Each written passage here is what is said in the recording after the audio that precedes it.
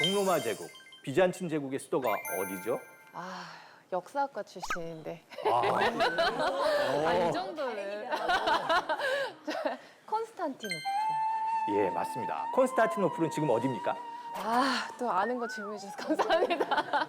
터키, 이스탄불. 맞습니다. 예. 지금 터키 이스탄불에 가시면 지금과 같은 이 성당을 들어가 보실 수가 있습니다. 하기야 소피아라는 성당이고요. 한국어로 번역하면 성스러운 지혜라는 의미의 성당입니다. 지금 이 안에 들어가 보면 둥근 지붕이 올라가 있습니다. 높이가 거의 55m까지 되고요. 이 둥근 지붕의 폭은 거의 30m를 넘습니다. 이런 거대한 둥근 지붕이 하늘에 매달려 있듯이 있죠. 왜 제가 매달려 있냐고 하냐면 그 당시 사람들이 그렇게 생각했습니다. 이 돔을 보시면 그 조그마한 창들이 어디에 있어요? 이 돔 바깥쪽에 빙 둘러서 있습니다. 그리고 그 창을 통해서 빛이 들어오게 되죠. 낮에는 햇빛이 들어오고 밤에는 달빛이 이 공간을 채우게 됩니다. 그리고 이제 빛이 들어오는 효과 이런 것을 보게 되면 이런 작품을 만든 사람은 빛에 대해서 고민을 많이 했다라는 것을 알 수가 있는데요.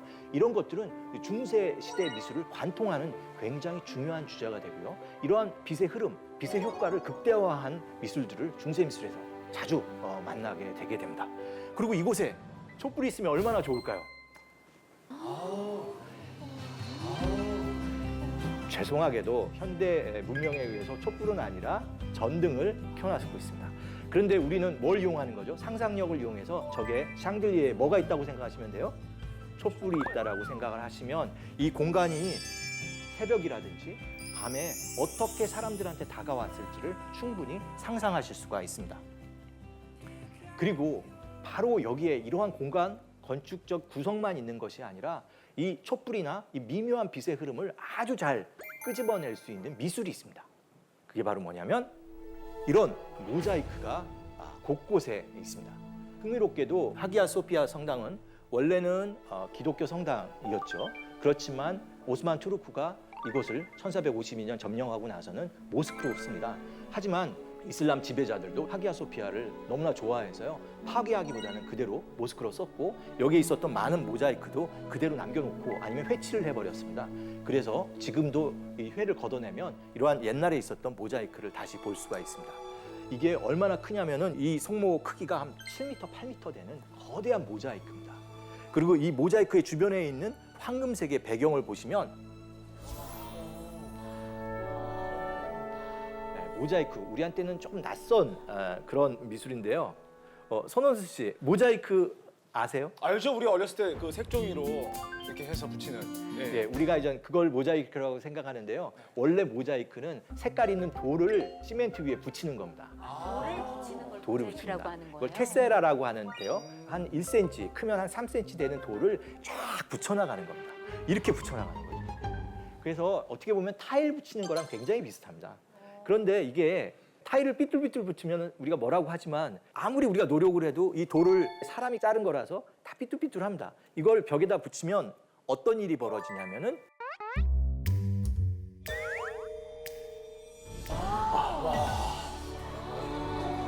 정말 레이버 인텐시브합니다. 물론 거기서 보면 이것들이 다 하나의 형태로 보입니다만 화가를 필력이라고 하는데요. 이 모자이크 공의 실력은 얼마나 치밀하고 아주 일정한 간격으로 붙이느냐가 실력이 됩니다. 자, 여기서 상상력을 이용해서 이 앞에다가 촛불이 있다고 생각을 해보세요. 빛이 반사되고 이것이 약간 일그러져 있기 때문에 굉장히 미묘한 효과를 주게 됩니다. 여러분 생각을 해보세요. 형형색색의 이 아름다운 돌이 들어가 있는 겁니다. 그러니까 엄청나게 제작비가 많이 들고요. 시간도 많이 듭니다. 지금 우리가 종이로 이렇게 하는 거는 모자이크의 맛을 조금만 보는 것이죠. 하지만 그런 걸 통해서 진정한 모자이크를 이렇게 한번 또 상상하실 수도 있습니다. 아까 말씀하셨던 지금은 이스탄불이라고 부르는 처음에 생겼을 때는 콘스탄티노플이었고요. 그 전에도 역사가 또 있습니다. 비잔티움이라는 도시였습니다. 그래서 세계의 역사를 갖고 있는 인류 역사의 하나의 중요한 도시라고 할 수 있는 곳이 바로 이 이스탄불입니다. 방금 봤던 하기야 소피아 성당은 왼쪽에 있는 거고요. 이게 530년경에 만들어진 겁니다. 정확하게 532년에서부터 1537년 그 정도에 만들어진 건데요. 우리나라로 치면 삼국시대에 만들어진 건데 지금까지도 거의 완벽하게 남아 있습니다. 보면 고대 건축 기술이 그대로 중세로 전달되고 있는 그런 느낌이 있습니다. 큰 돔이 있고요. 이게 10,000원짜리 돔이 그 돔을 옆에서 지지하고 있습니다. 그리고 더 아래로 내려가서 보시면 그 돔이 3개로 갈라져 갖고 또 버텨주고 있습니다. 그래서 공간적으로 아름다울 뿐만 아니라 기능적으로도 아주 완벽하게 건물들을 지탱하고 있는 감성적이고 상상력을 자극하지만 그것들을 굉장히 논리적인 건축 구조물로 유지하고 있는 게 바로 여러분이 보시고 있는 하기야 소피아 성당입니다. 이 성당이 너무 좋아서 오스만 투르크의 술탄이 17세기 초에 똑같은 거를 건너편에 하나 더 집니다. 그래서 오른쪽에 있는 거는 블루 모스크의 모습입니다. 놀랍지 않아요? 기독교의 성전이 뭐가 되는 거예요? 이슬람 사원의 기준이 또 되는 거니까요. 굉장히 흥미로운 이런 아름다운 광경을 터키 이스탄불에 가면 보실 수가 있습니다.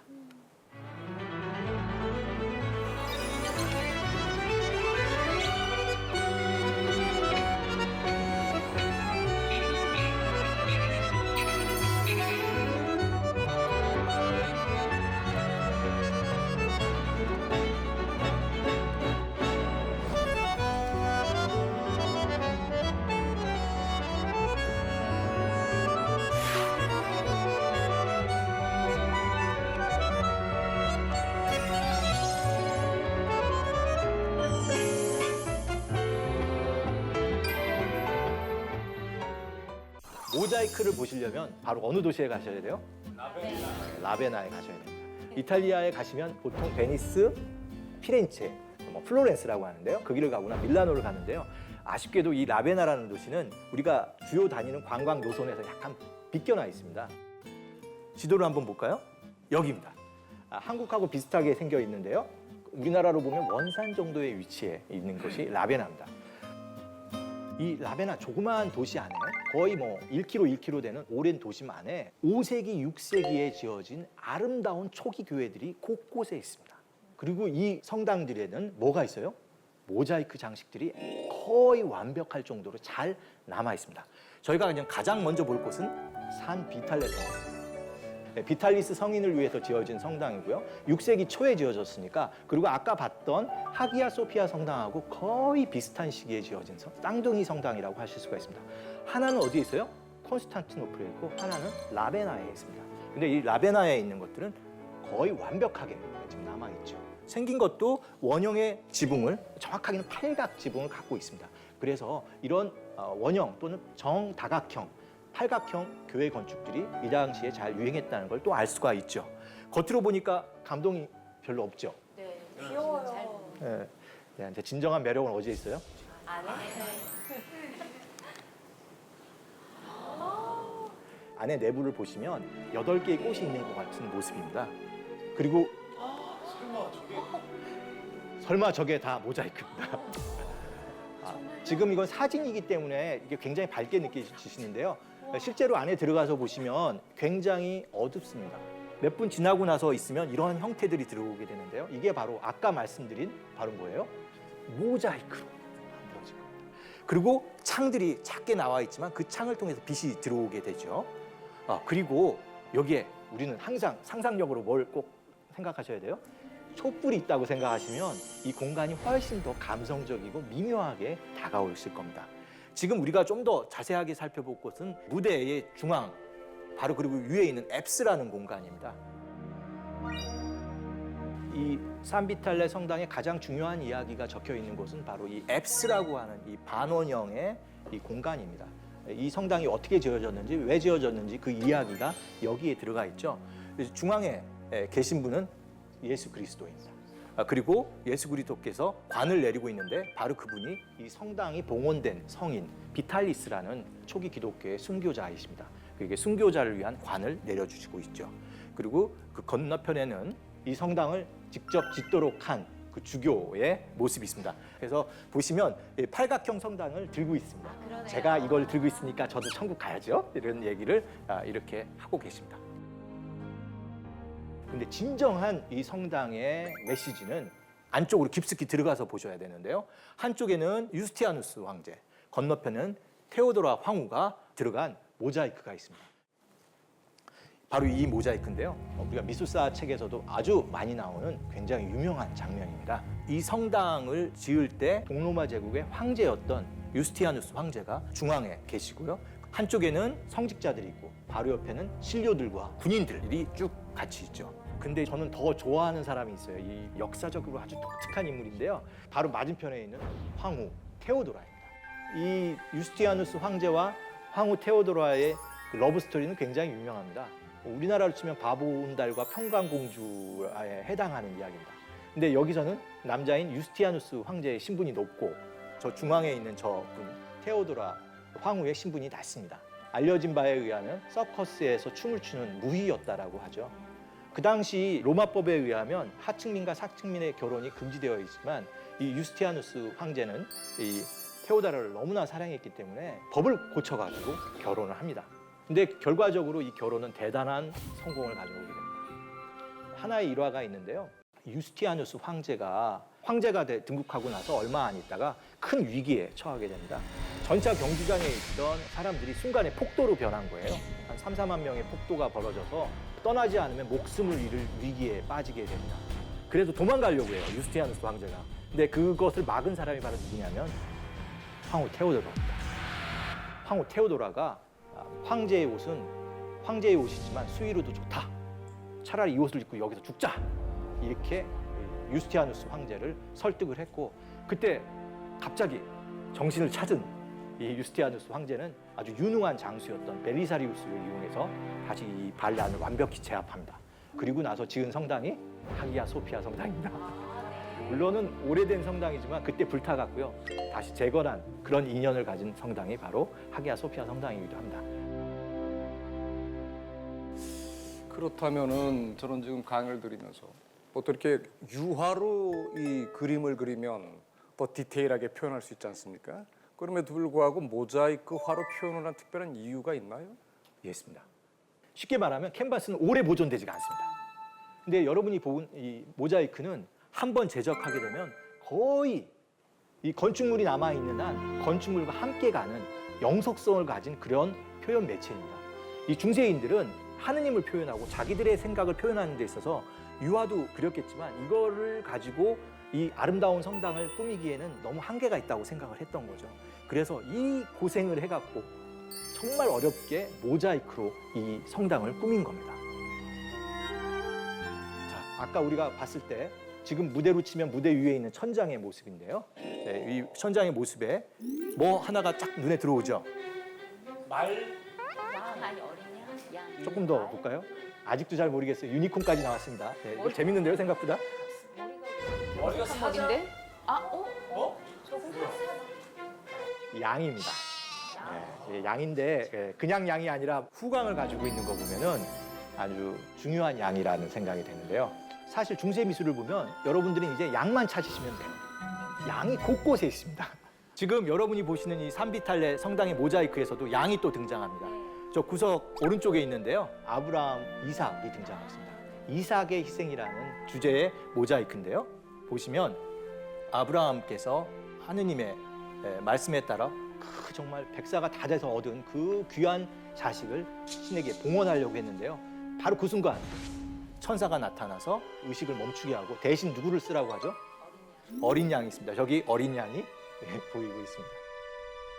한 군데만 더, 사실은 라베나를 가면 바로 라베나 옆에 있는 이 조그마한 도시를 안 가는 경우가 있습니다. 하지만 여러분은 제 수업을 들었기 때문에 라베나에 가셔서 클라세라는 도시에 가서 보시면 아주 또 아름다운 초기 기독교 성당을 만나실 수가 있습니다. 또 이렇게 안에는 모자이크의 장식이 아름답게 되어 있습니다. 또 우리의 눈은 자연스럽게 어디를 향하게 되죠? 앱스라는 곳으로 향하게 됩니다. 아폴레나르 성인께서 우리를 반갑게 맞이하고 있는데요. 이 성당 이름이 아폴레나르 성당입니다. 그리고 이 지명을 써서 클라세의 아폴레나르 성당이 이 성당인데요. 조금 더 자세히 가서 보시면 뭐가 또 눈에 들어올까요? 예, 양들이 곳곳에 있습니다. 그리고 이 양 중에 어느 양이 또 혼자 있는 이 고독한 양. 이 성당에 혹시 갈 기회가 되시면 여기서 앉아서 이 양을 한번 쳐다보시죠.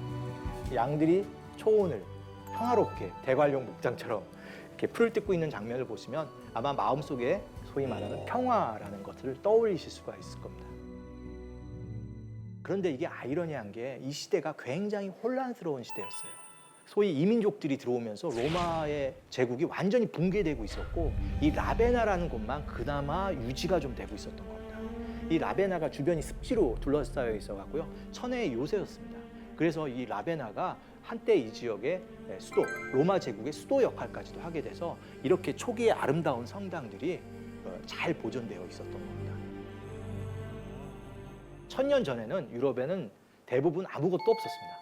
하지만 유럽이 1000년을 지나서 1100년, 1200년, 1300년 되면서 굉장히 많이 발전하게 됩니다. 이 시기를 로마네스크 시기 또는 고딕이라고 부르게 되는데요. 이 시대의 미술로 들어가기 위해서 우리가 해야 될 게 하나 있습니다.